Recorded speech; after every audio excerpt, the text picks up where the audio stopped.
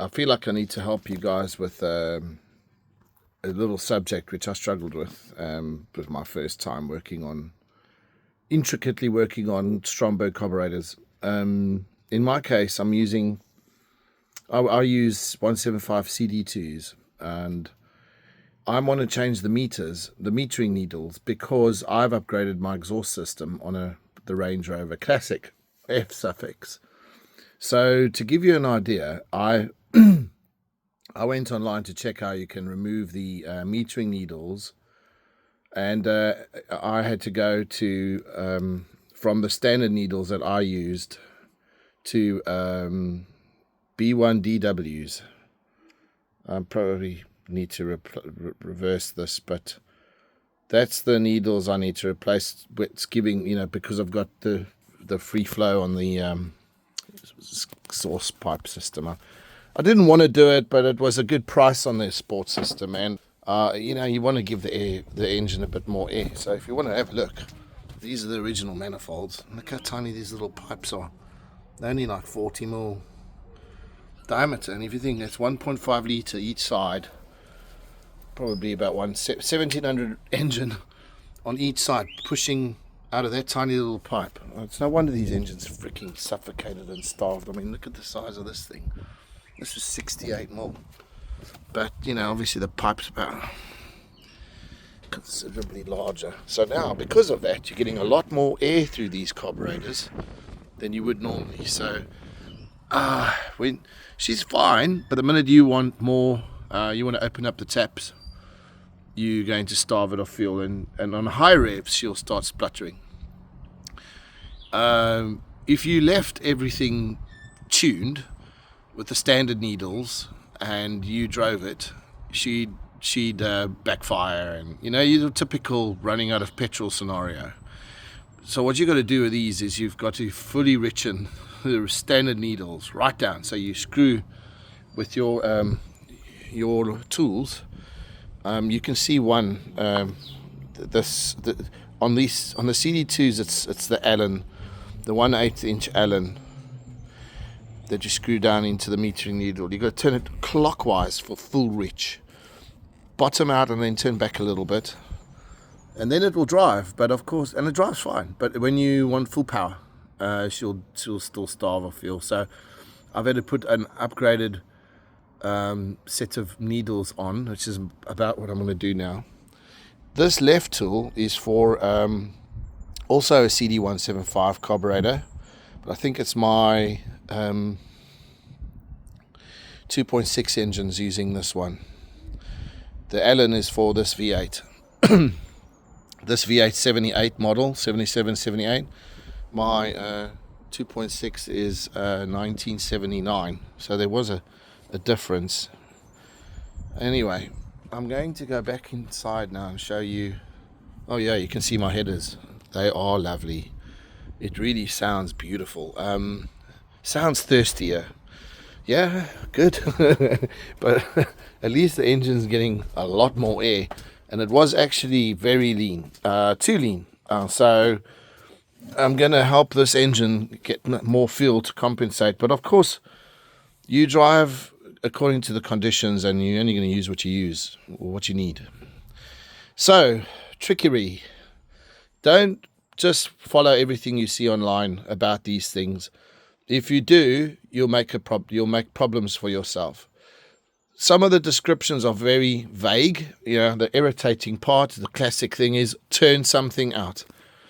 Yeah, which direction? Okay, so it's not all very simply explained, and the biggest problem is someone even says use a drift tool to punch out your needles, your metering needles. Do not do that. That is not how you remove metering needles out of these carburetors.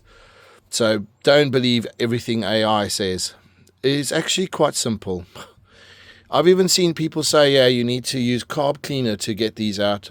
You do not need carb cleaner to get these out. If you did, that meant that your carburetors were very dirty, and you shouldn't be driving the car in the first. I don't know how you would drive the car. If you are finding that your needles were seized inside just ever slightly between the brass and the aluminium or head, you can use carb cleaner, but really these are oiled. You know, you've got the dampening oil that you put down there, so nothing would ever corrode or seize in here.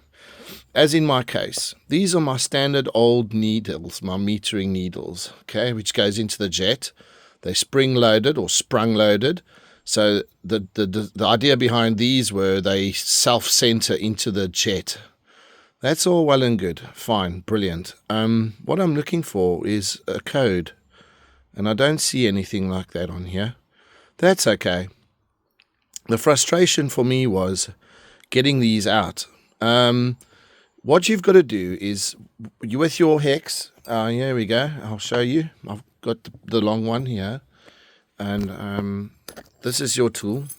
So in the real world, when you're tuning, you obviously lock this in, and then you turn anti-clockwise for lean and clockwise to richen. In other words, you drive the metering needle down when you're clockwise for rich, and counterclockwise or anti-clockwise, you're turning the metering needle up into the valve body.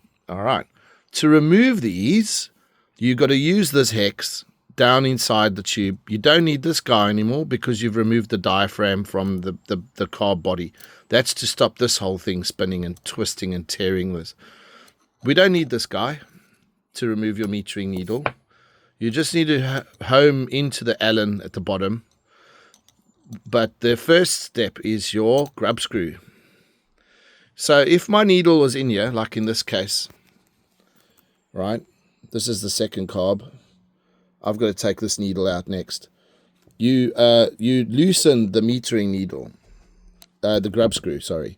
But you don't take it out all the way like I did. Because then all you're going to do with the Allen is you're going to just turn the metering needle around and around in the barrel. And that's not what you want. What you've got to do is you've got to have the grub screw loose off the needle, but still inside the aperture.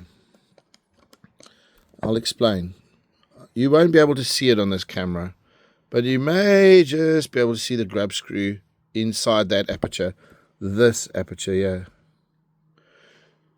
So what you want to do is you want to loosen this off the needle, but stay in the aperture. Then you can take the Allen. And I recommend using a cylinder just to hold the needle inside. I drilled a hole in my table. I've got holes in my table where I can push something through so I don't damage anything. But do not punch this like some idiots have said online. Please don't do that. All you need to do now is you turn this counterclockwise, anti-clockwise, and you screw the needle out of the assembly. Because, I mean, maybe I can show you. Damn.